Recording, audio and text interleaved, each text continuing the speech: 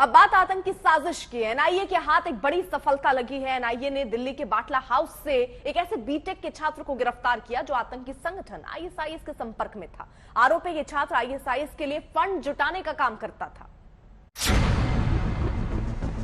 नाम मोहसिन अहमद, पता F1827 जापानी गली बाटला हाउस, काम आईएसआईएस के लिए फंड जुटाना। हैरान मत होइए, न इस लड़के की शक्ल पर जाइए। वैसे तो ये बीटेक का छात्र है, मगर आरोप है कि दिल्ली में बैठकर ये आईएसआईएस जैसे खूंखार आतंकी के लिए फंड जुटाता था। एनआईए की टीम ने इसे गिरफ्तार किया। इस वक्त हम लोग बाटला हाउस के उसी मकान के सामने मौजूद हैं जहां पर मोहसिन रहा करता था और जहां पर 6 अगस्त के दिन, शनिवार के दिन एनआईए की टीम पहुंची और यहीं से उसे गिरफ्तार किया, सर्च किया। इस पूरे कमरे के, इस फ्लैट के जांच के दौरान एनआईए को यहां से कुछ दस्तावेज मिले हैं, कुछ ऐसी जानकारियां मिली हैं जिसके आधार पर यह साबित होता है कि मोहसिन लगातार आईएसआईएस के एक मॉड्यूल के साथ संपर्क में था, उनके लिए काम कर रहा था। एनआईए इस पर नजर रखे हुए थी क्योंकि आरोप है कि यह खुद तो आईएसआईएस के लिए काम कर ही रहा था, मगर यह आईएसआईएस की विचारधारा से इस कदर प्रभावित था कि आसपास के लड़कों को भी अपनी ही तरह बनाना चाहता था।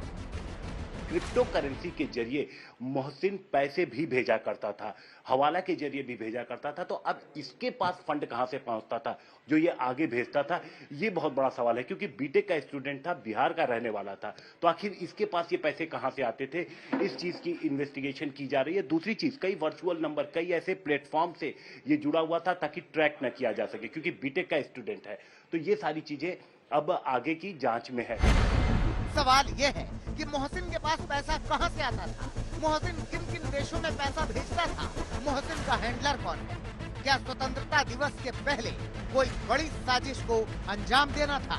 इन्हीं सवालों के इर्द गिर्द घूम रही है एनआईए की जांच। एनआईए ने मोहसिन को पटियाला हाउस कोर्ट में पेश किया, जहां कोर्ट ने उसे 1 दिन के रिमांड पर भेज दिया। एनआईए ने कोर्ट में कहा कि उन्हें मोहसिन अहमद को लेकर के देश के अलग अलग हिस्सों में जाना है ताकि साजिश की सारी परतें खुल सके। वो कौन लोग थे जो मोहसिन की मदद कर रहे थे, मोहसिन किसे पैसा आगे भेज रहा था, ये सारी सच्चाई जानने के लिए 7 दिनों की जरूरत है। लेकिन कोर्ट ने सिर्फ 1 दिन की रिमांड दी। दरअसल आज ड्यूटी एमएम बैठी थी।